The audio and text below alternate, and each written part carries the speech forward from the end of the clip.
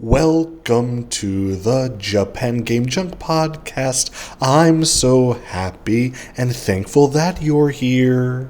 And welcome back to the Japan Game Junk podcast.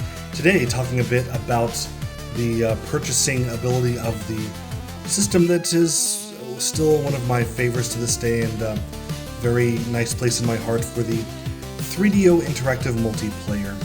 Purchased it for quite a price back in the day as a teen, and I've liked it / loved it ever since. Had a huge collection of games, and now I have rebuilt a big collection of games. But is it worth your collection if buying it in Japan? So, going over the different systems that you can find, I have owned all but one of them, and I hope that for my collection's sake I do get again, one that I had as a teen, and then the one I have not yet owned. So at the moment I do have two different Panasonics. So the Panasonic models are the FZ1 and the FZ10. FZ1 is the front-loading model, the FZ10 is the flip top tray, insert into the tray, not tray, insert the disc into the flip top model.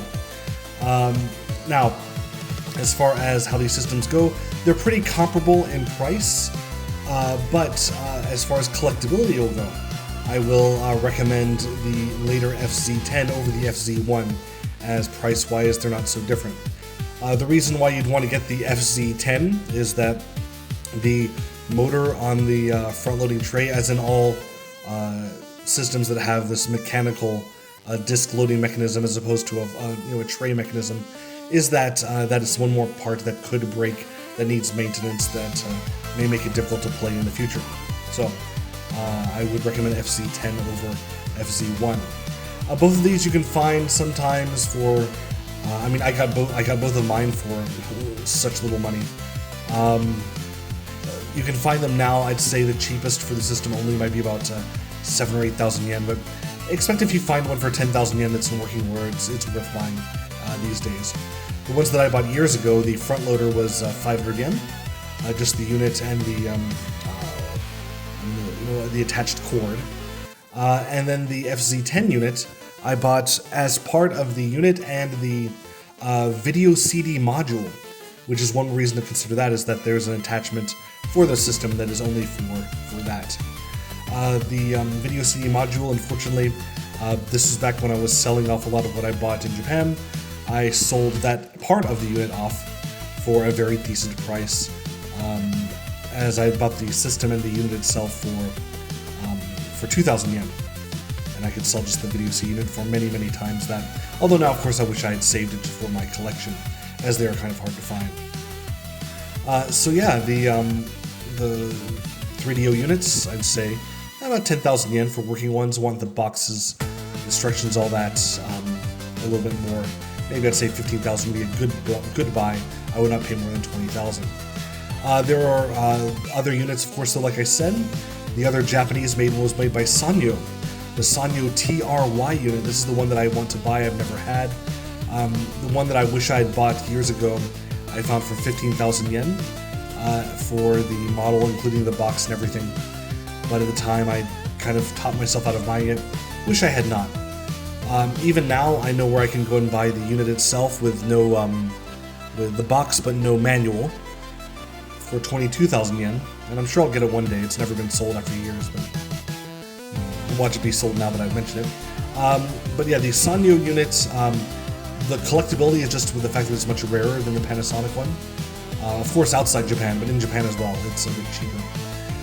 I do have a controller though that I found cheaply, but the unit itself. Now, there's really no reason, there's no difference between these units so much.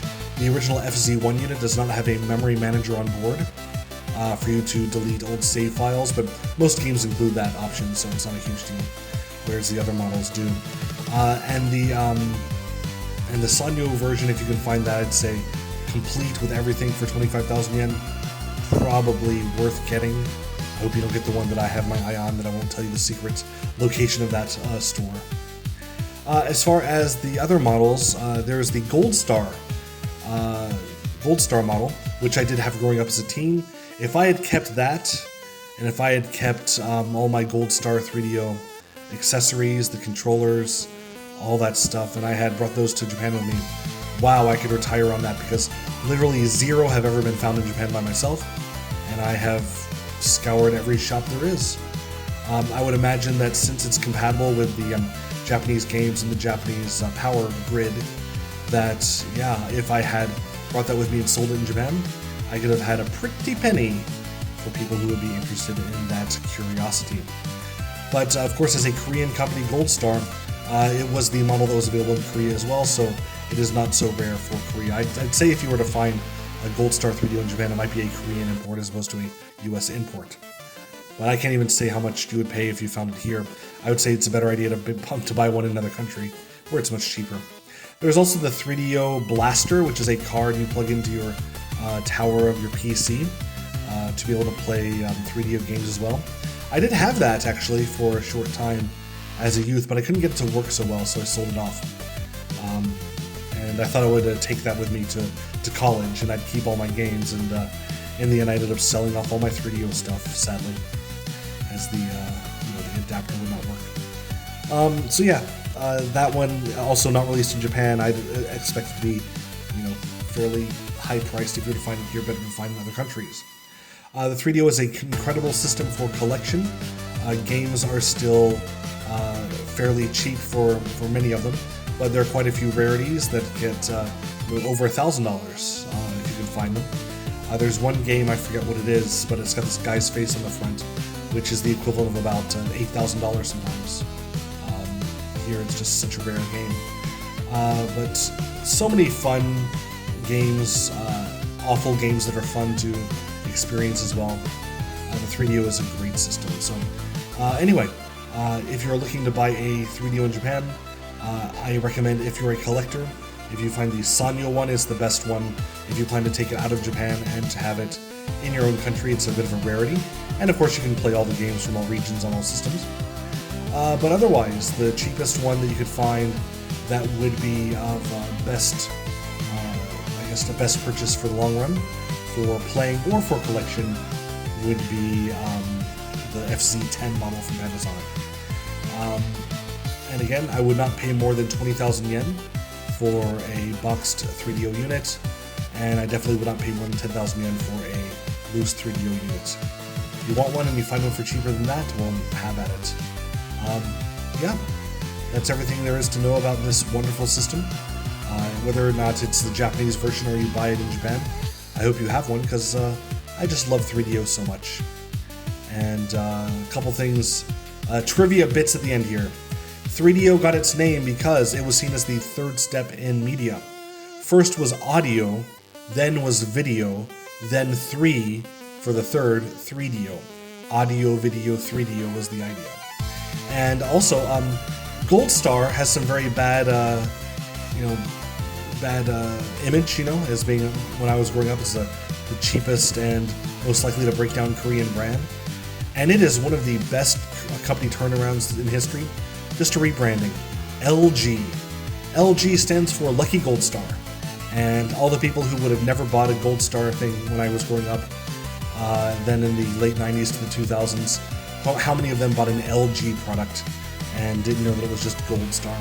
The same poor quality, the same difficulty with their reliability.